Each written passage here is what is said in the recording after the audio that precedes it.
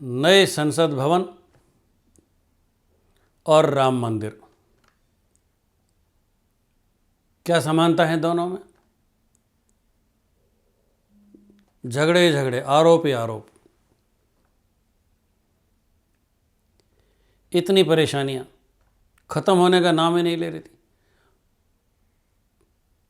कितनी शताब्दियां तो राम मंदिर को लेके हो गई, और नया जो संसद भवन है उस पर अभी से आपत्तियां आ रही हैं। जिन्होंने इस कार्यक्रम को आगे बढ़ाया वही अब इसके विरोध में खड़े हो गए हैं।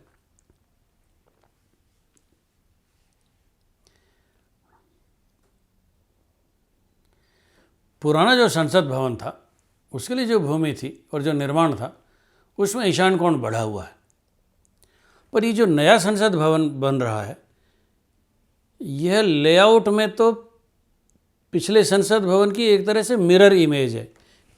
इधर त्रिकोण है और उधर दूसरा त्रिकोण जिसका कोना नॉर्थ ईस्ट की तरफ है, और जैसे ही ये प्रोजेक्ट पिछले प्रोजेक्ट से जुड़ा इसका ईशान कोण कट गया। वास्तुशास्त्र की दृढ़ मान्यता है कि जिस जगह का ईशान कोण कटा हुआ हो, जिसका सिर नहीं हो, उसमें समस्याएं आएंगी ही आएंगी। मैं तो मारवाड़ी कहावत बहुत इस्तेमाल करता हूँ कि जिसका ईशान कोण कटा हुआ है या तो उसका धनी नहीं रहेगा या उस घर के 10 धनी हो जाएंगे।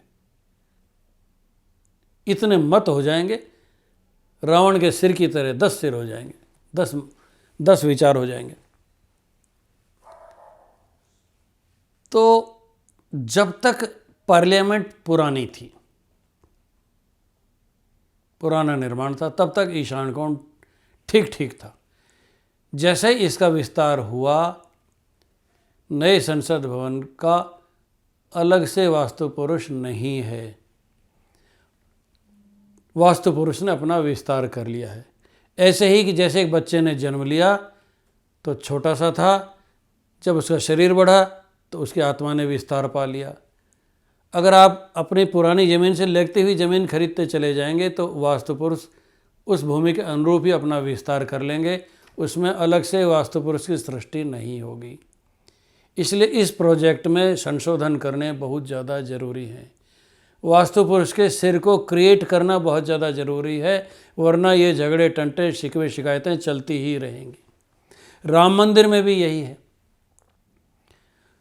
जो झगड़े तलब राम मंदिर की भूमि थी, राम जन्मभूमि थी, उसमें नॉर्थ ईस्ट भी कटा हुआ था और साउथ वेस्ट भी, दोनों डिफेक्टिव थे। तो ये झगड़े कभी शांत नहीं हो सकते थे।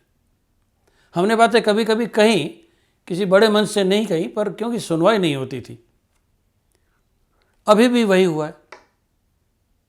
आपने पंचशिलाओं की स्थापना कर दी, फिर उनको निकाल भी लिया, उनको अलग जगह आपने रख लिया। ऐसा कैसे हो सकता है? जिसकी प्राण प्रतिष्ठा, स्थिर प्रतिष्ठा आपने की है, भूमि पूजन की शिलाओं की चल प्रतिष्ठा नहीं होती है। आप गलत कर रहे हैं। उनको उठा लिए फिर चाहे जहां रख देंगे आप। जो स्थपति इसके पीछे काम कर रहे हैं, मैंने उनकी कई रचनाएं देखी हैं। वो शिल्प कला में तो निष्णात हैं, परंतु वास्तु का उल्लंघन करते जा रहे हैं। मैंने इन्हीं सोमपुराओं का एक मंदिर वहाँ भी देखा, जयपुर में भी, 12 ज्योतिर्लिंग में। वास्तु नियमों का सरासर उल्लंघन है, मंदिर का विकास रुक गया है। राम जन्मभूमि में 67 एकड़ जमीन थी, अभी बनाएंगे 108 एकड़ में। वास्तु पुरुष का विस्तार हो गया है, इसलिए नए वास्तु पुरुष की रचना होगी, नया लेआउट बनेगा, तब झगड़े खत्म होंगे, वरना कुछ ना कुछ चलता ही रहेगा।